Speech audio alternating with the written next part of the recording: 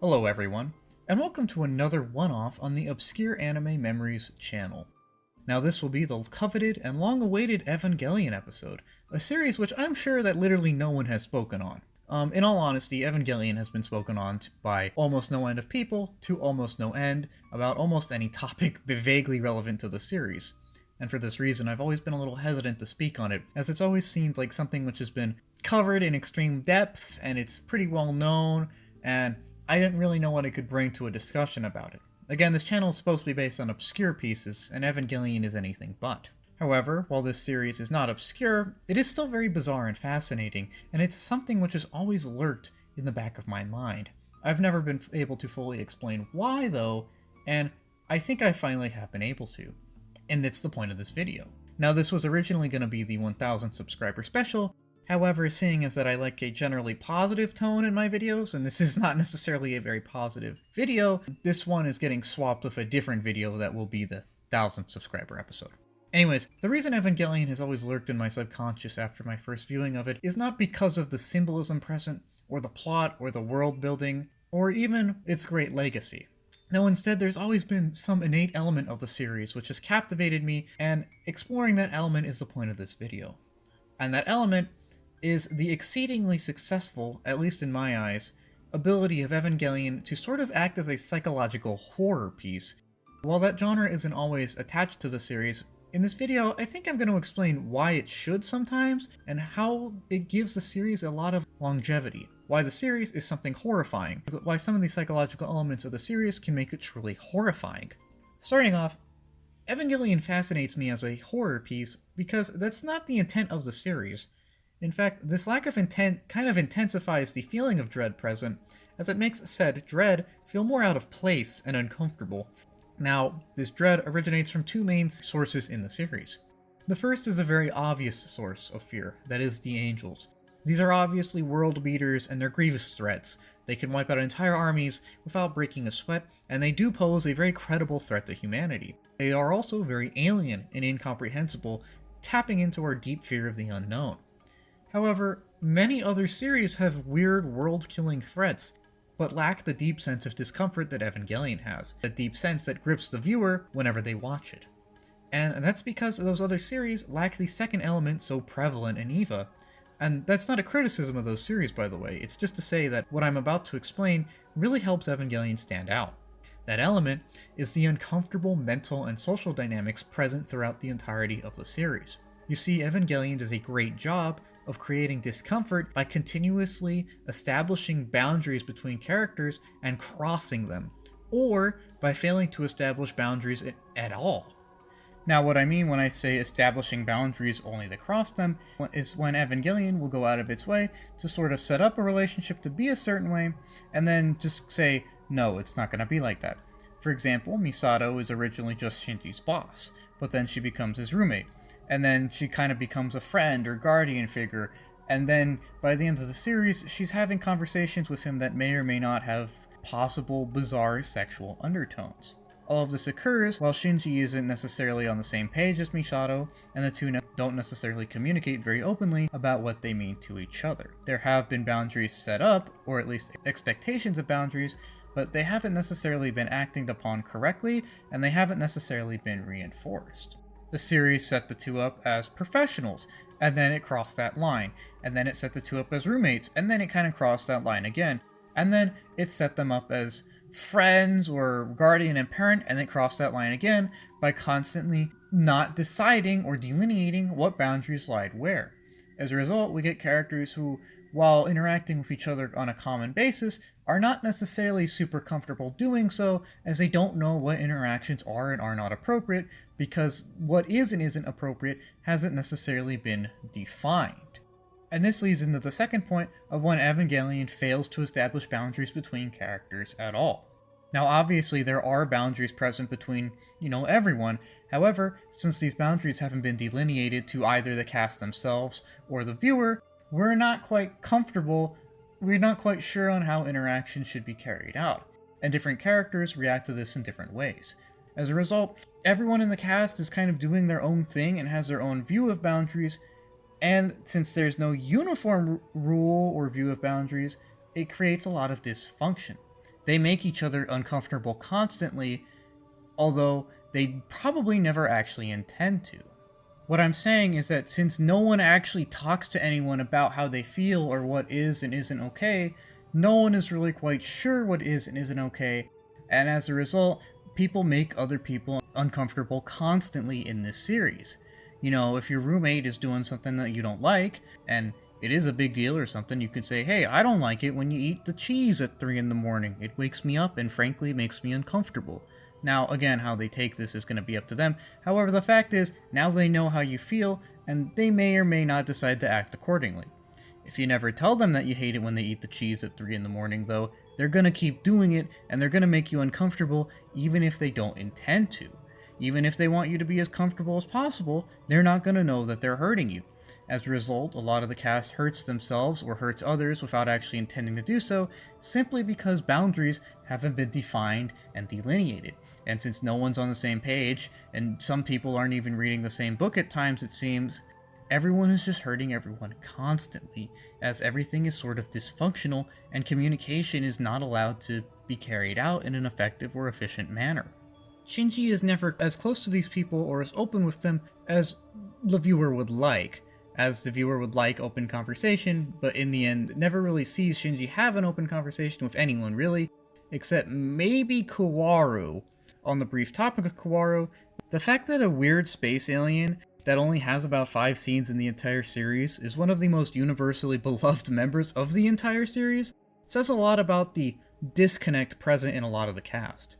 In fact, I think one of the reasons people love that guy is because he's one of the few people that speaks pretty openly and is pretty open about expressing himself. It's a nice breath of fresh air when he shows up for like 20 minutes and says to Shinji, "Let's talk."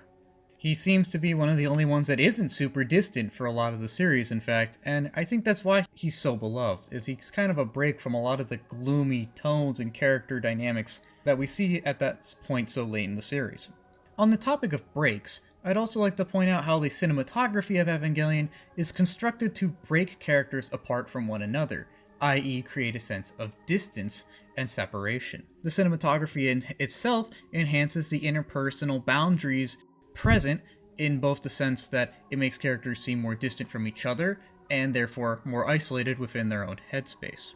While Evangelion does have its share of relatively mundane and or flat shots, it also is a master of making more uncomfortable and unconventional ones. In shots focusing on one person, there are many examples in which the shot is not fully focused on that person or does not fully show that person. If the person is fully shown, sometimes they may be in the background, but behind something which is imposing upon their person, making them feel smaller. Evangelion is very good at using its set pieces, not only to set a scene up, but also to diminish the physical presence of a lot of the characters in it, which just lend to the sense of foreboding or dread. Take shots like this, for example, where even though the focus of the shot is Shinji, he's kind of in the background, and that makes him feel less significant. This can also be done by magnifying the object in the background.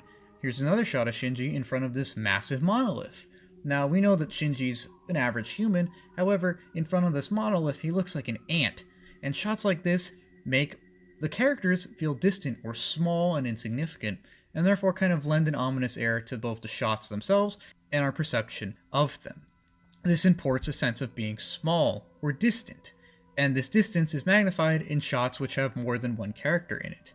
In shots with 2 or more characters in it, it should be noted that very rarely do these characters actually face each other. In fact, I don't really think there is a lot of shots of normal face-to-face communication, especially as the series progresses. Instead, it's very common for characters to either be facing at odd angles, or one behind the other, or parallel to each other, or in just formats that make it impossible for eye contact to be achieved, and make it impossible to feel like they're having a real conversation. Yes, they're auditorially engaging each other, but in terms of body language, they're pretty distant. Take shots like this, with Misato in the chair, and one of the techs talking to her from behind. Or take this tense conversation with Ritsuko, who, while Ritsuko and Misato are the only 2 in the room, and are engaging each other, their bodies clearly are not. There is clearly some kind of disconnect here. In addition, it should be noted that whether the shot has one or multiple people in it, it's very common for Evangelion to not show the entirety of someone's face or person. making it seem as though they're either not completely there, or not completely engaged, or small and distant. It should also be noted that there is often a lot of kind of forced perspective in the series, where one character will be standing on something, or a character will be standing at a certain distance from someone to make someone seem taller or shorter than the other person. Again, this just kind of makes us feel smaller, and it makes it feel more ominous, as if the shot is enclosing upon us. There's also a lot of weird low angles, again adding to a sense of imposition. One last thing about the cinematography I'd like to note is the fact that characters inside of shots are rarely centered correctly. Basic photography usually stresses the idea of placing the focus of an image in the center of it. This is called centering. It's to make sure that what we're supposed to pay attention to is the center of attention. However, Evangelion kind of plays around with this, where even if the character is the only character in the scene, they'll be off in kind of a corner or a weird angle, or not completely shown, just to make it feel more ominous or uncomfortable. We literally can't see the entirety of them, and this is an intentional design decision to enhance the unease present. This leads into the next point of why Evangelion is horrifying, which is the great sense of distance we feel between a lot of the casts and other members of the casts, and in turn, ourselves and the cast, and even ourselves and others at times. And this creates a cast which is completely hemmed in by unhealthy personality traits or unhealthy boundaries, and thus set up to just kind of fail whether or not they continuously try to come out of their shell, like say Misato or perhaps Shinji, or just completely give up on socializing, like Gendo or at times again Shinji. By establishing almost every character as so damaged, every interaction just has some underlying layer of discomfort that the viewer, or at least me, can pick up on. Especially considering that I don't think that there is a single healthy relationship of any kind that lasts throughout the entirety of the series. This of course is by design, as Anno wanted to make the piece thought-provoking and intentionally uncomfortable in order to tell the young viewers to, grow up and learn how to socialize and that life isn't always roses. As such, Evangelion excels at establishing a subconscious sense of dread that I found so prevalent throughout the entirety of my viewing of the series and rewatchings of the series. It's so prominent to me because unlike the angels, it's something which exists in our real world, and it's something we see in our own lives when we see or have uncomfortable interactions with others.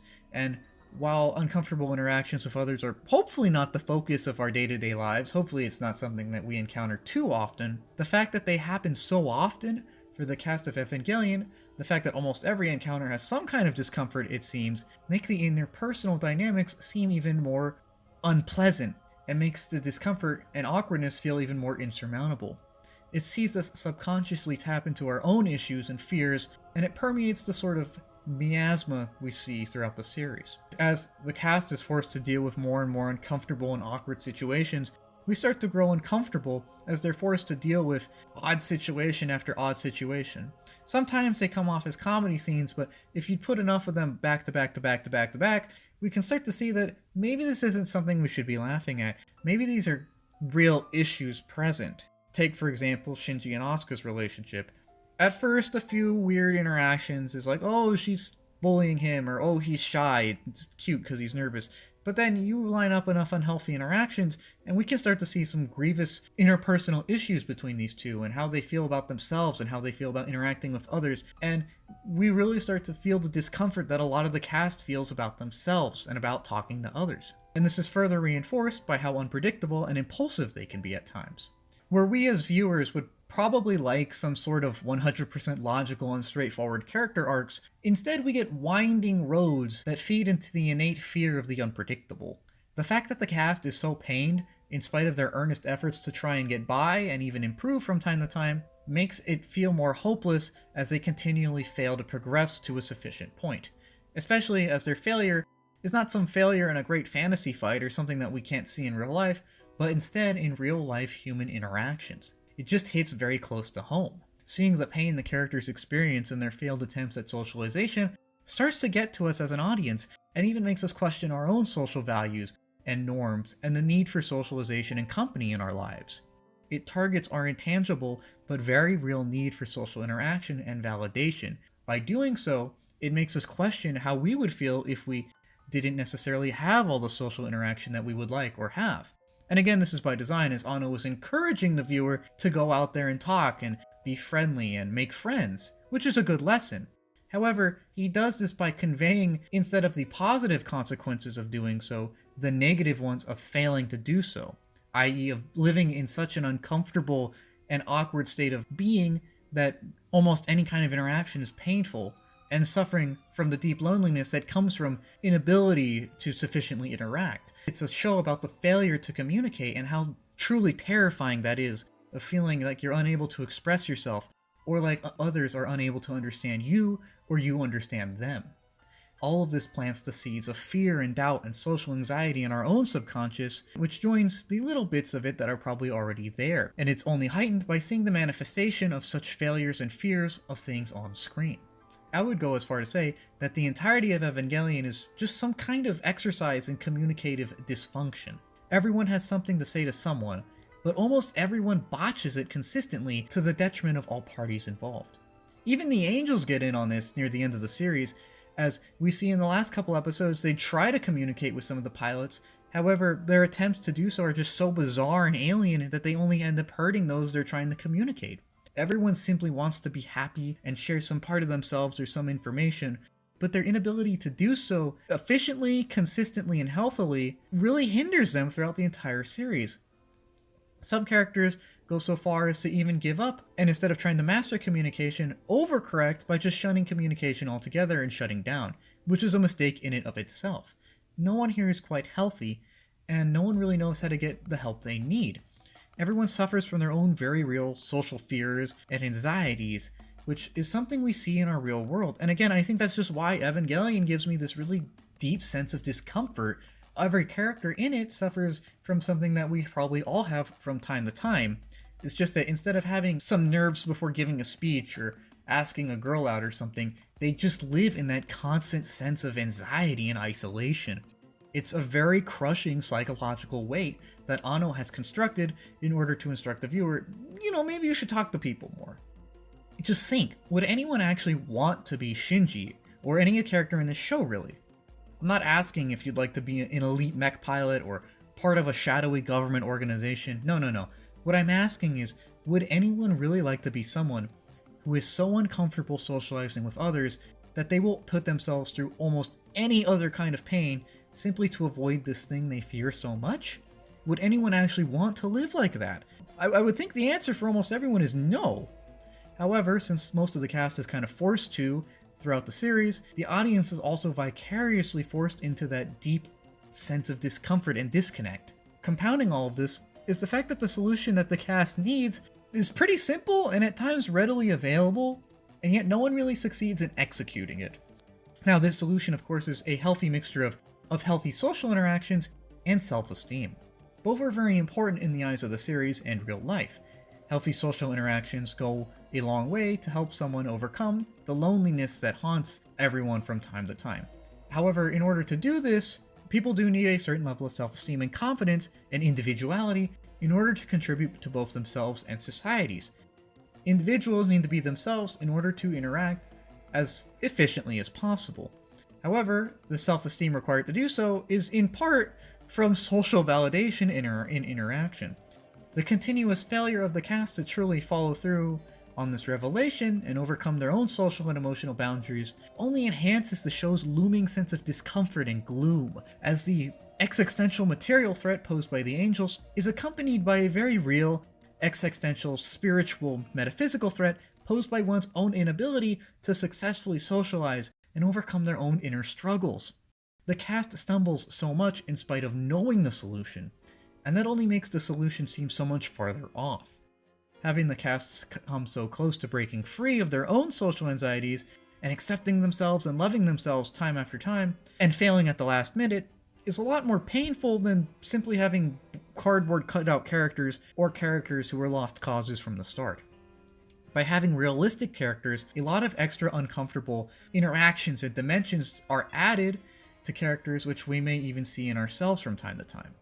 In this way, the issue of Evangelion's cast hits very close to home, and it does a very good job establishing an existential sense of dread. It's scarier because we can sort of see this thing happen in ourselves or in others struggling with social and mental health issues from time to time, whether it's just minor anxiety or much more serious issues. Since all of this happens in the real world and our real world issues, It's a lot scarier than, say, Ramiel, the giant prism who has a laser beam. Still best girl, though. It's also scarier, though, because, unlike the angels, this is not something which can be overcome just with brute force. Instead, it's a much more deep and existential question that one has to answer on their own, with answers that, while available, are not necessarily universal. I.e., what answers someone wants is going to be different from what someone else wants. There is no 100% reliable solution. Obviously, there is a vague overarching solution of getting more comfortable with yourself and pursuing healthy interactions, but again, how one does this, and how one defines these things, and how one delineates a solution is very opinion-based. It will vary from individual to individual, and even though we like cookie-cutter solutions, there simply isn't one here. Humans naturally crave these solutions and closure, though, and the absence of either leads to another reason why Evangelion is horrifying. That being that the entirety of the series is building up to the viewer a hope for a happy resolution to the characters' struggles, and we want closure. And as the series progresses, these hopes are slowly sapped away throughout the length of the story. As the characters slowly start to recede into their own flaws and lose agency, we start to feel more powerless as these characters we've gotten to know slowly lose their way as they give in the fears and anxieties that they've been struggling with so much since episode 1. On the topic of resolutions, Evangelion's resolution caps all of this off perfectly. The fact that the series ends so suddenly, bizarrely, and confusingly deprives the viewer of the one thing the series has made them yearn for so much: closure.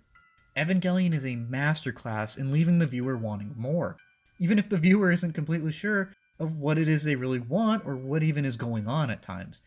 It's clear that the viewer would want more closure, but what path would that take?